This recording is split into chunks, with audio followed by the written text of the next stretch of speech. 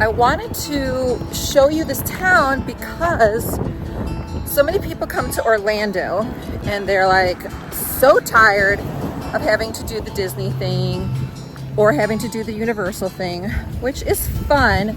And they think that Walt Disney discovered this entire area in 1965 and basically there was nothing here before that. But the truth is that Winter Park, Florida, and some other towns around here like Winter Garden, Mount Dora, I mean, the list goes on, Lake Nona. There's so many quaint places to go, Windermere. So I am going to give you a little look at how cute this town is. It's growing. So if you're here and you want to do something different, go to Park Avenue in Winter Park. Spend the day, especially a Saturday would be great. Great restaurants, great people, nice parks. Excellent history as well. You can also go on a really nice cruise around the lake. And for those of you who don't know, we have Rollins College here. We have Mr. Rogers was here. You'll learn that if you go on the boat tour. A lot of the roads are all brick or cobblestone still.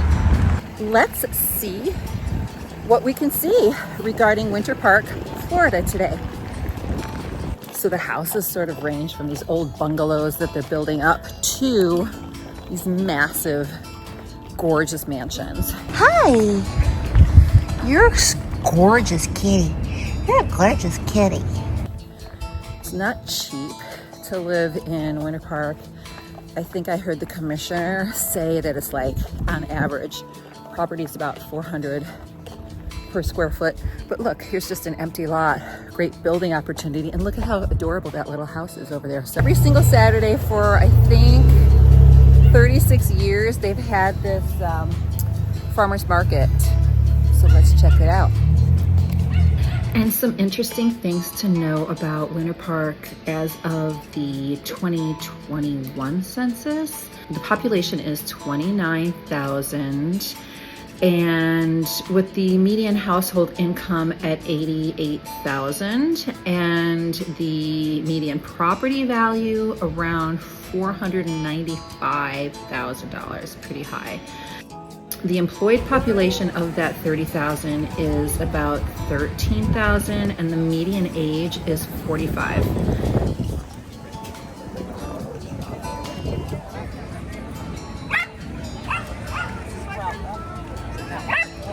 Another super cool thing about Winter Park is the train station, the Sunrail station. You know how Disney has their little train and their main street? Literally, this town has an actual main street called Park Avenue and a train station, and it's super cute. I'm gonna go into the depot to show you. So you have the Sunrail connections, and basically you can go all the way to Kissimmee. You can go all over Orlando on this train. We're right there. Let's see. If you wanted to take a trip on the Sunrail, you literally could go to Lake Mary, Longwood, Altamont Springs, Advent Health, Church Street, Orlando, Sand Lake, Meadow Woods, Kissimmee, Amtrak. Then when you get to Kissimmee, you can take the Amtrak lines to almost anywhere in the United States with transfers. Super cute parks. The park extends all the way over there to a bandshell. 5 largest ethnic groups in Winter Park are white, non-Hispanic at 73%, white Hispanic at 7%, Asian non-Hispanic, and 5.49% Black or African American. At one point, probably most of the population was African American. None of the households in Winter Park reported speaking a non-English language at home as their primary language. That is unbelievable. It does not consider the multilingual natures. 95.8% of the residents in Winter Park are U.S. citizens. And then the largest universities, of course, are Rollins College with 848 degrees awarded in 2021, Orange Technical College Winter Park campus with 332 degrees, and National Person Training Institute, 15 degrees. And then the home ownership rate of the town is 66.8%. Most people in Winter Park drove alone to work, and the average commute time was 24 minutes. And most people own 2 cars. Love this bookstore.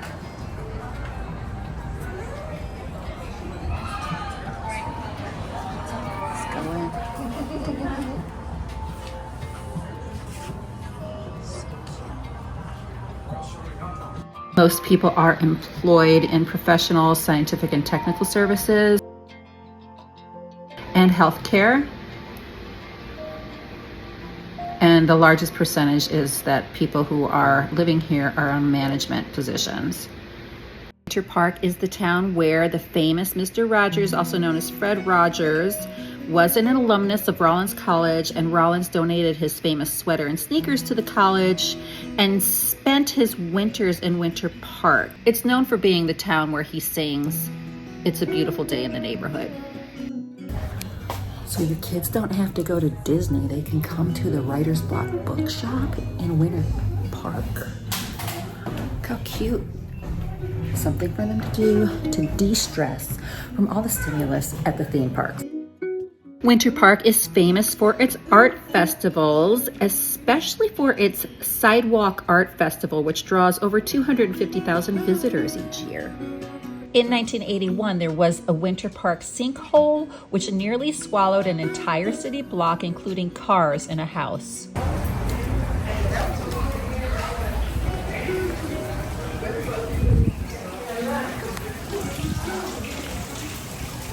So it reminds me a little bit of Epcot without the entry fee. So this is called, I don't know, a secret hidden place, hidden garden, whatever.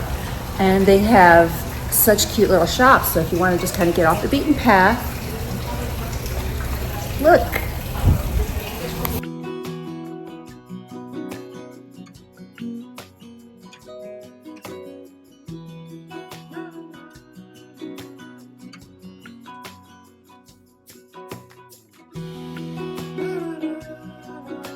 Other fun things to do in downtown Winter Park is to visit the Charles Hosmer Morse Museum of American Art. This place is made famous by TikTok. Let's see, super cute. Check out the Winter Park Scenic Boat Tour, the Rollins Museum of Art, the Casa Feliz Historic Home and Museum, the Winter Park History Museum,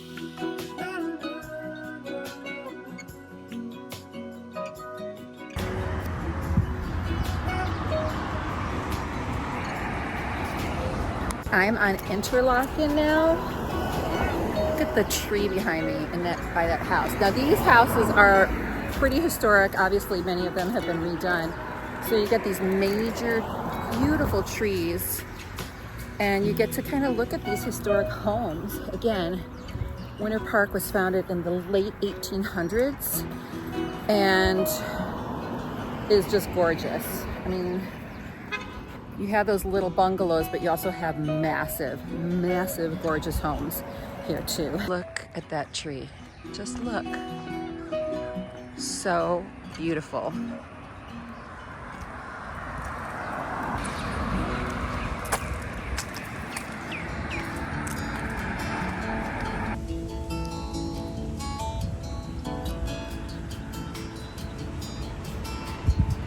This is one of the oldest homes in Winter Park.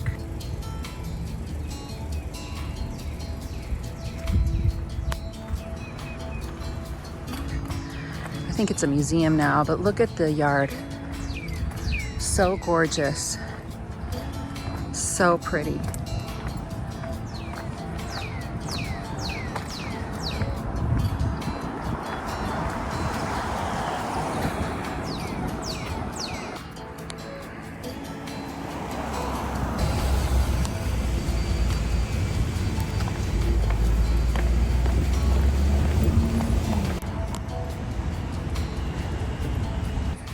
Love this restaurant. So this is the Elfond Inn, which is a hotel here in Winter Park with some really excellent restaurants, great event space.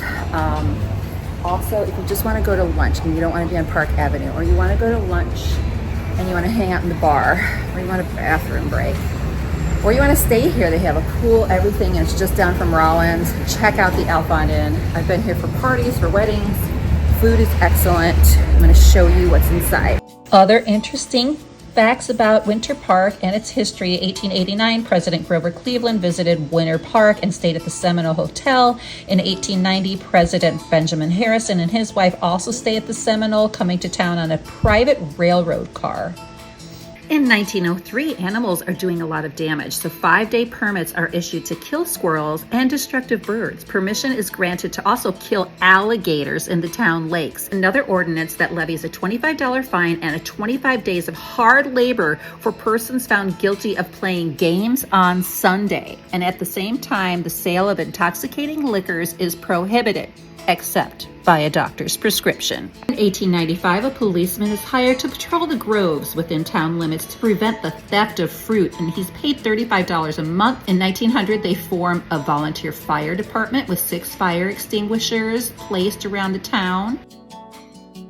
In 1901, an ordinance is placed to collect a tax on dogs in the amount of $1 for males and $2.50 for females. The money pays for extending the public school term by 1 month. And of course, there's another ordinance that prohibits the dumping of raw sewage into the town's lakes.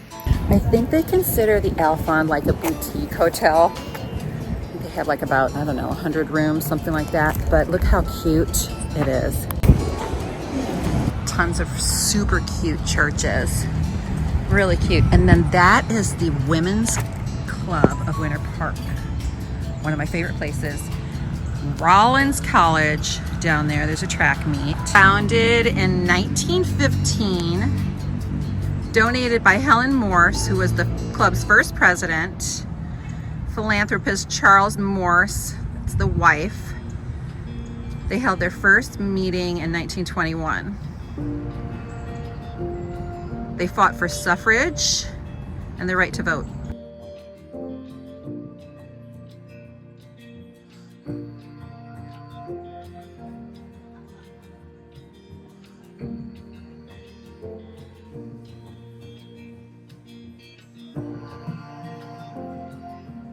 Okay, this is New General. It's my favorite coffee shop, or chai shop, I should say. It smells like cardamom and cinnamon in here. They serve some lunch and coffee, and it's a work area. You can work here. Take out your computer, but it smells so good. It's sort of off of the beaten path, but it's called New General. The best coffee. They have a great breakfast. I love it. Winter Park might be a little extra. Okay, I want to show you this hotel because it's ancient. It's called the Park Plaza and it's historic. It's so nice and old. And this is super cute here, this little shop. The doors and the ceiling.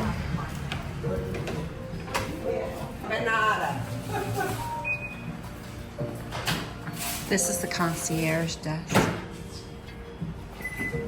Hi, how are you? And how many rooms do you guys have? Okay. I bet you have a lot of regulars.